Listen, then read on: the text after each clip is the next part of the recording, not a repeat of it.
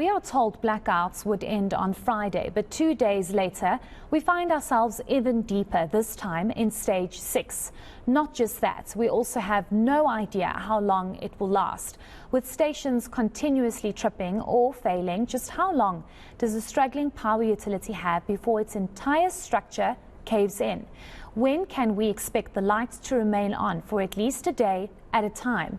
Well, these are some of the concerns and questions all South Africans have as we bunker down for the long haul of crippling power cuts. Energy analyst Chris Yelland joins me now to discuss the utility's future during these dark times. Hi Chris, thank you so much for your time this evening.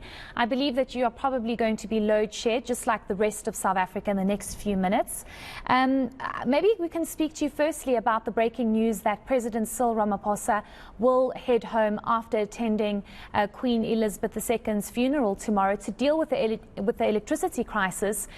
We've seen this before, some kind of intervention from the president, but the problem still persists. So what's actually the point of him returning? Well, I think it's largely to signal to the public of South Africa that the matter is receiving attention at the highest level. Up to now, I think the political leadership has been very quiet. I mean, I'm talking about the Minister of Mineral Resource and Energy, the Minister of Finance, the Minister of Public Enterprises, and even the President. So I think this will give a signal and hopefully instill some confidence that the political leadership is taking this matter very seriously. I want to speak about the fact that we woke up to the news of stage 6 power cuts, and many are saying, is this going to get worse? It seems as though the CEO of Eskom, Andre de Ruyter, is alluding to the fact that Koeberg units are not operating as expected, and this has exacerbated the situation. But how big is this problem actually? Are we being lied to as South Africans? Well, firstly, on the subject of Koeberg, unit number 2, that's one of the units. The unit number 1 is operating okay, but it's going to have to shut down at the end of this year for about a 5 to 6 month period. Unit number 2 shut down at the beginning of the year, actually in about the middle of January. Should have been back on stream by now, but is not. It's essentially going on for 2 months late now. And this is adding one stage of load shedding to South Africa. So that's exacerbating the situation. Could it get worse?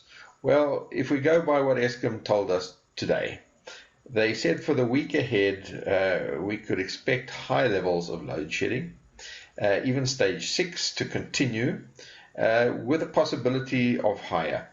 So it's not a good outlook, but I don't think anybody can say for certain exactly what the level of load shedding will be, not next week, not the week after, or anytime soon, because the breakdowns are kind of intermittent and random, and some of them take a long time to restore, others shorter time, and nobody can say with any degree of certainty whether we're going to have load shedding or not, or when it's going to end, or whether it's likely to get better or worse. But I think the bottom line is that it is actually getting worse slowly.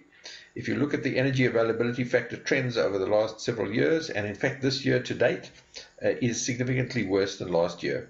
So the situation is getting worse, and it will continue to get worse unless we do something about it. And what we need to do about it is to bring on new generation capacity fast, and that only way of doing that is by customers of electricity becoming part of the solution. And that will be needed in order to give Eskom the necessary headroom to do the deep level maintenance that is so badly needed. I want to speak about something that the CEO of Eskom mentioned a couple of months ago during an interview with eNCA, and he basically pointed the finger at the Department of Mineral Resources and Energy and said that more power stations need to be urgently built. But that seems like that's a long-term solution. That can't happen now. It takes years for a power station to be built. It cannot happen overnight. Is that part of the bigger problem that we are facing? And if we had more power stations, do you think that we would be sitting in such darkness? I've just seen now that this area in Hyde Park has just been load shed. Yeah, and I'm in the Craig Hall area just down the road, so I'm expecting it any time soon. Yeah, the heart of the matter is, as you've said. Oh, by the way, I've just gone into load shedding now as we speak.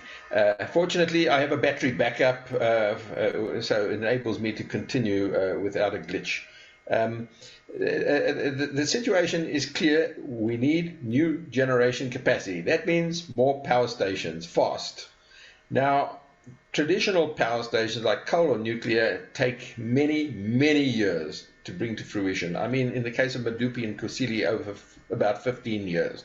In the case of a new nuclear power station, it's a similar kind of order of magnitude. So that's not the solution. In the medium term, we have renewable energy IPP program. These programs have been delayed significantly and should be delivering and starting to deliver, but we're not going to see them coming on for the next 3 years. So we have to look in the shorter term, in the next 3 years, to customers of electricity becoming part of the solution. That means domestic, commercial, industrial, mining, agricultural customers of electricity all becoming part of the solution. In Vietnam, they put on 9,000 megawatts of rooftop solar PV in the domestic and commercial sectors alone in 1 year. That shows what can be done by a country that is less developed than South Africa, has a lower GDP per capita than South Africa. We can do it if we put our mind to it, reduce the red tape, allow it through through legislation, and not only that, encourage it and incentivize it. You know, Chris, you just said something now. We can do it if we put our minds to it. And, you know, you're seeing the president visiting power stations, coming back early from his international trip. And many would say this is futile because no proper action plan is being put on the table. We need urgent intervention. Why do you think this has not happened? Because it's not as though rolling blackouts are new to us. This has been going on for 15 years. Exactly. The first load shedding really started in 2008 under then Jacob Marocha, who was the CEO of Eskom at the time. And it's been going on sporadically ever since, and in the last few years getting much worse. We need new power stations. We need new renewable energy. We need new thinking, a complete rethink. The old traditional way of running a power system is over, and we are not keeping up with the rest of the world. So we need to move away from these large centralized power stations, the Medupis, the Kusiles, the Koebergs of this world, to the new world of distributed generation, where all our eggs are not in one big basket. When one unit goes down at Koeberg, that's 900 megawatts. If you have distributed generation, much smaller generating sizes of typically up to 100 megawatts, you're not reliant on one power station, on one generator, on one company like Eskom, but you spread your risks over multiple sources of supply. And in fact, these things can be built now much quicker, more reliably, to deliver power to the grid as and when needed in a reliable, dispatchable fashion. If you combine a mix of renewable energy, wind and solar PV with battery energy storage, pumped water storage, and gas to power operating in peaking or balancing mode. I just have one last question for you, Chris. We heard the president during his visit to the US and in talks with US President Joe Biden that $38 billion is needed for just energy transition. And I think South Africans heard that and said, but what's the point of just energy transition when you can't even keep the current electricity up and running? Do you think that that is a possible solution, or is that just nothing but talk and more money that South Africa is going to get, and this problem is not going to be solved? Look, the just energy transition, the move to decarbonize South Africa, the move towards sustainable energy is in fact the least cost option for South Africa. It generates the most jobs, it uses the least water, and it generates the least CO2 emissions. So we must get out of the thinking that the just energy transition and the move to decarbonize South Africa is too expensive. No, in fact, it is the least cost option, and it delivers the other socio-economic benefits too. So we need to do what we have to do. Okay, great. Thank you so much for your time. We do appreciate it this evening. And I do hope one day, Chris, you and I will have a conversation about how devastating load shedding was, because it's in the past. But I don't see that in the foreseeable future. But thanks for your time this evening. That was energy expert Chris Yelland.